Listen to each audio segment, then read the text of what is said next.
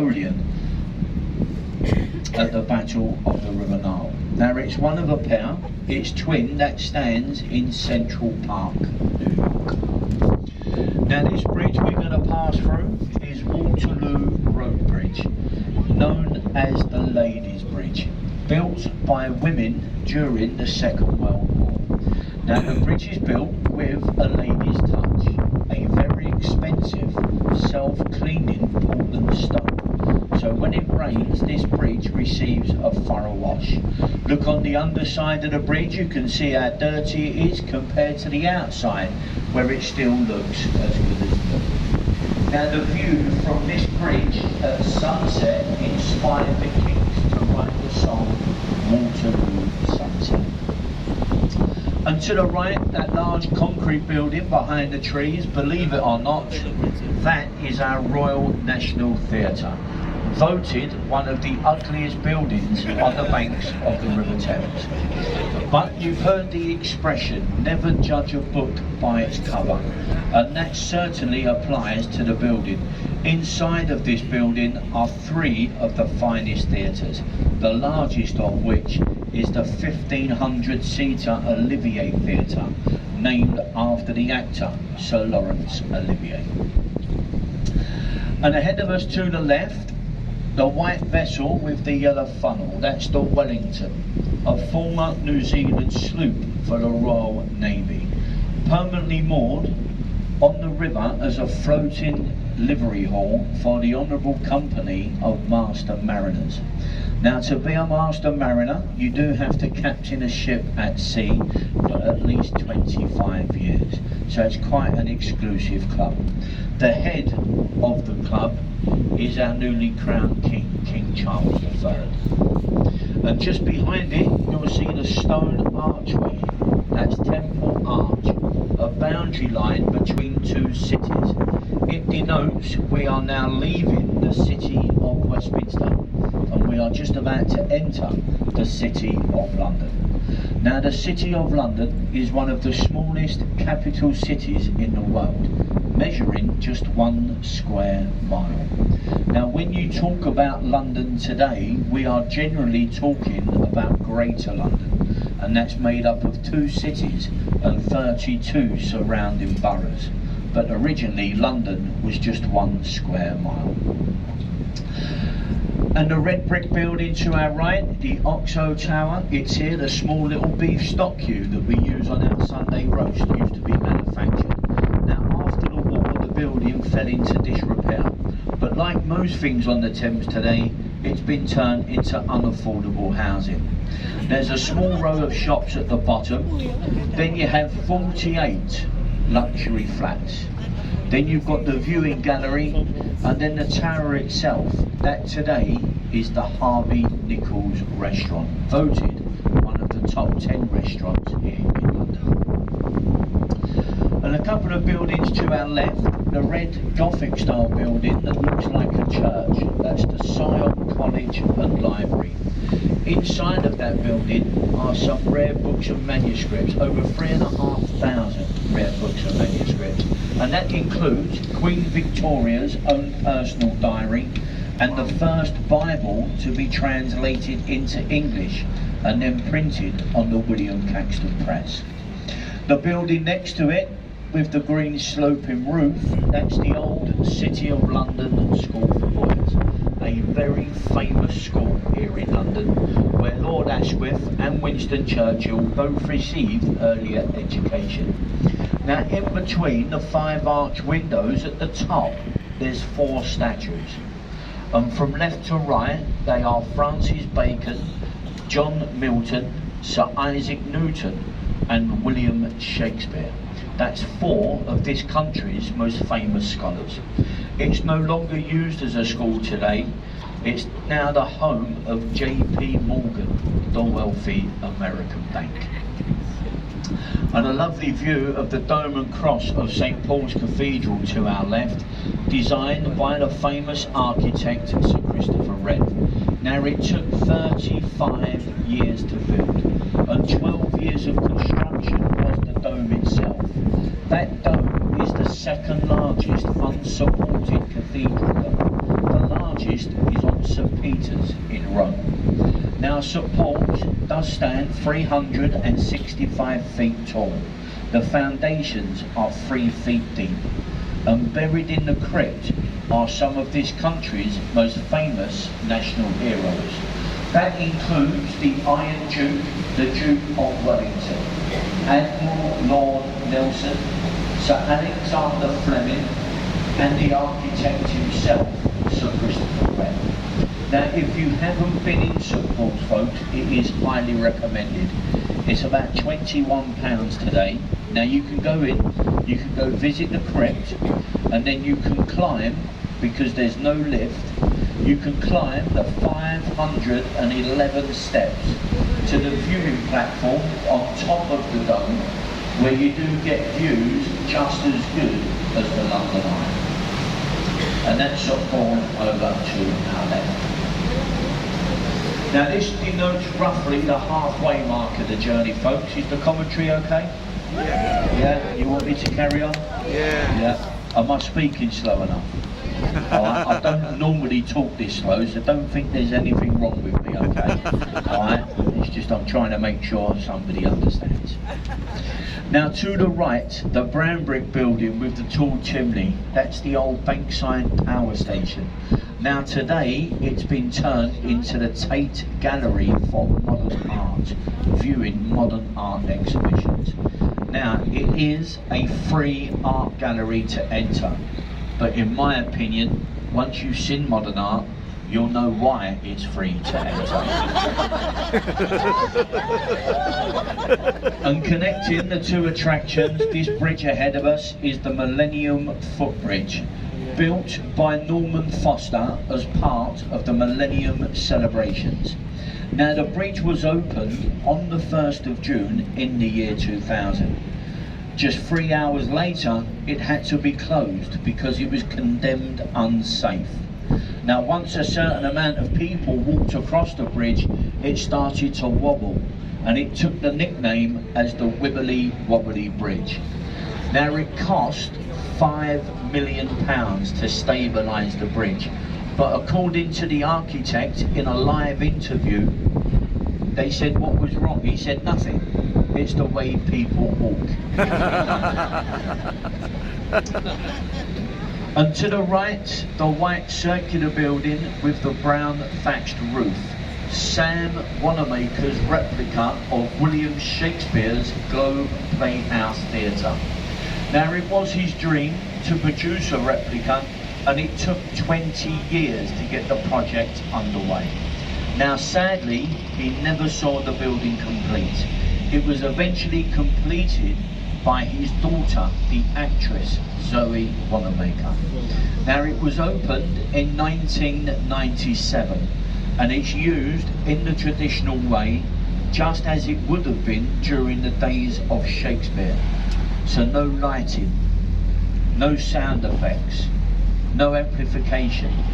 If it rains, you get wet, because it has no roof, just like the original. Now the only difference between this and the original burned down during a performance.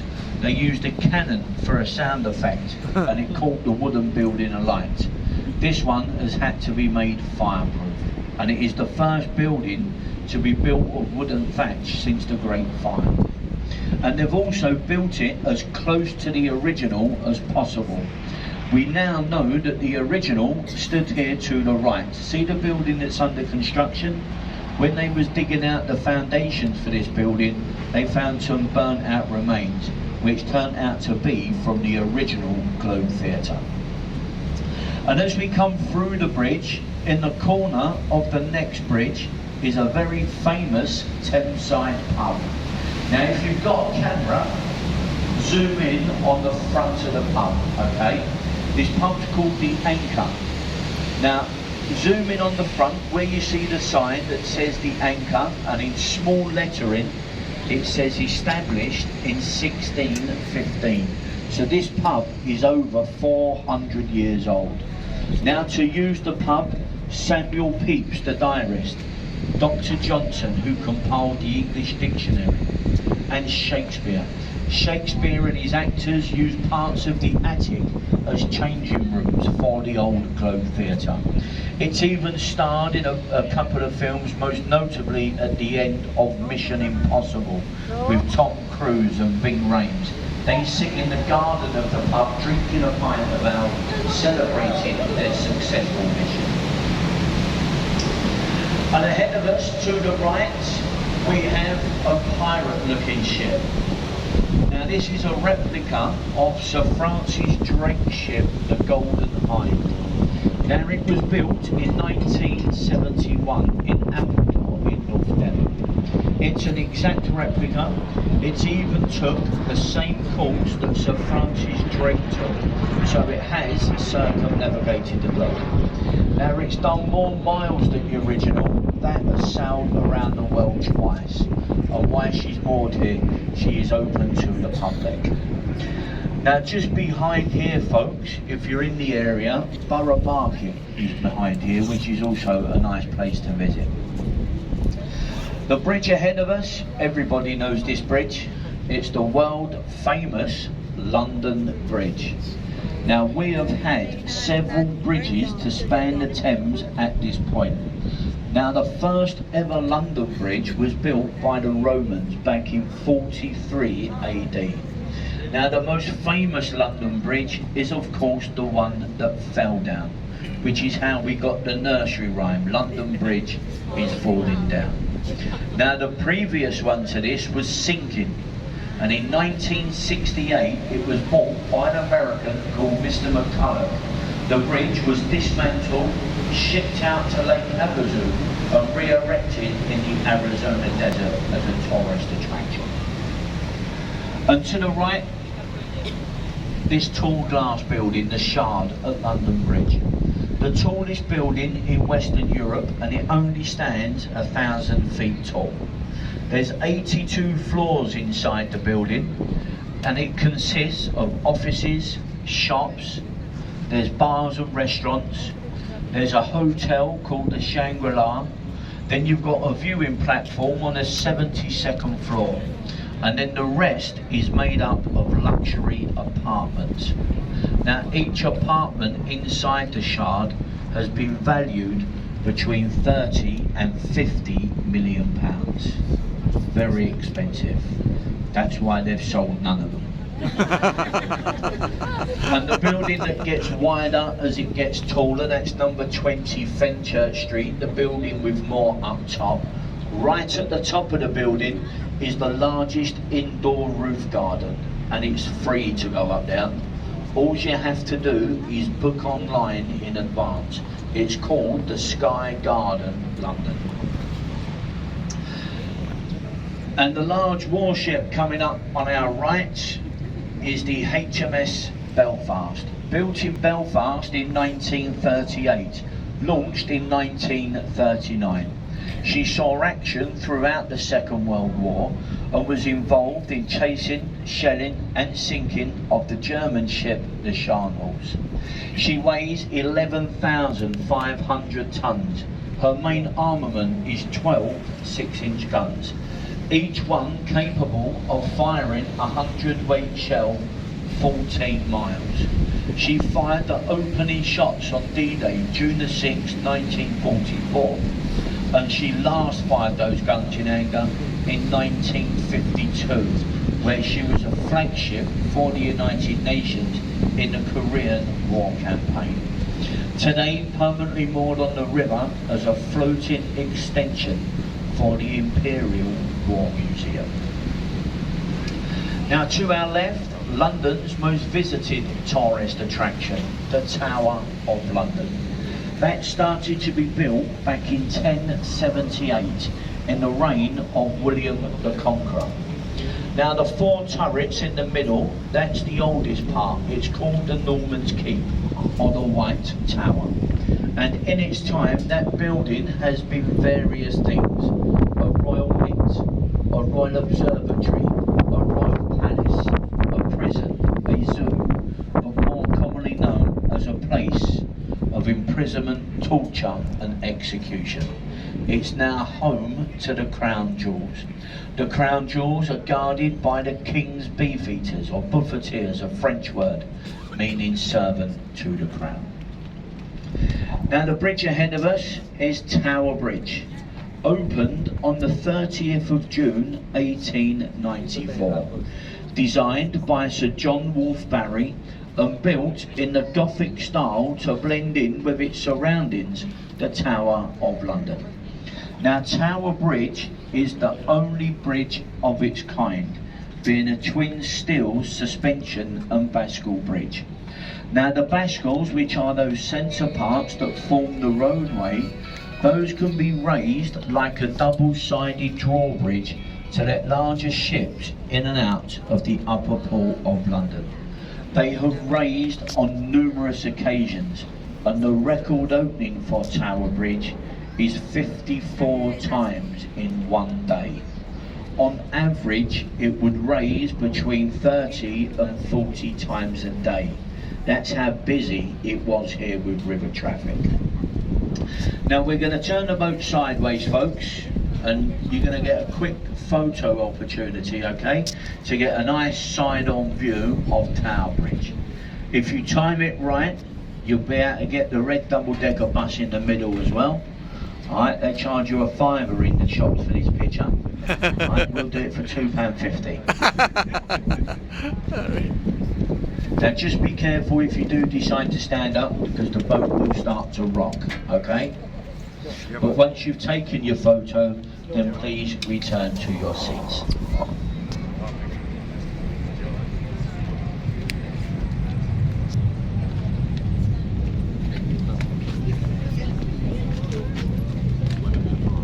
Right, folks, we are slowly going to make our way into our next stop, Tower Pier, okay?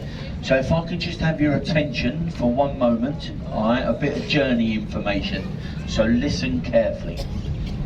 If you have tickets for Tower Pier, single or return, this is where you must leave us, okay? If you have bus tickets, you also leave us here, and then you rejoin your buses in front of the Tower of London. The only people that remain on this boat are those going to Greenwich. Everybody else must leave us. Now if you wish to return back to Westminster or the London Eye, go to boarding point B, and there are boats every 40 minutes taking you back. See the agent on the pier, and he will give you all the guaranteed times of the returning boats, okay? Now as we start to make our way, if you can just stay in your seats until we are safely moored alongside, okay? It is for your own safety. If you haven't understood what I've said, just carry on doing what you're doing, alright? It is getting to that point in the day where I really don't care. So you have been warned, folks, it is for your own safety. Now just stay in your seats until we are safely moored alongside, okay? You will be told when it is safe to leave. But as you leave the boat, make sure you take all personal belongings. Hats, coats, bags, husbands, wives, other people's husbands and wives, your boyfriends, your girlfriends, and if you brought them with you, please take your children. It is very alarming how many children get left on these boats, okay? I've got 7 indoors now, and they all speak different languages. Conversations are becoming difficult, so please take your children with you. Now lastly, folks, about a few words. As I said at the start, we're not guides, okay? We are the crew. We do it on a voluntary basis, hopefully to make your journey a little bit more interesting. You never know, maybe enjoyable. If it was left up to the company, they'd put this machine on all day long. But we find we get much better feedback when we do the live commentaries. Now, as they're done voluntary, that means there's no charge, okay? That's not fair, because some people have not listened to a single word that I've said. So what we do, a bit of an old tradition here on the river, folks, By the exit, as you leave, will be the old ship's silver bucket, and that, folks, is our old tip bucket. If you'd like to show a token of appreciation, you can do so, okay? If you don't know what, if you want to stick a couple of bob in it, then that's fine, you can do so. If you don't know what a couple of bob is, I do take 5, 10, 20 and 50 pound notes, okay? Alright, and whatever goes into the bucket does go towards research, okay? What me and Ben will do this evening is research some of the pubs that we've passed, find out about these pubs and pass the information on. Now, being a Friday, it can be long, hard and extensive research, okay? But it is purely for your benefit. Thanks for listening. Hopefully you've all enjoyed yourself and have a pleasant remainder to your day at the Tower. Thank you.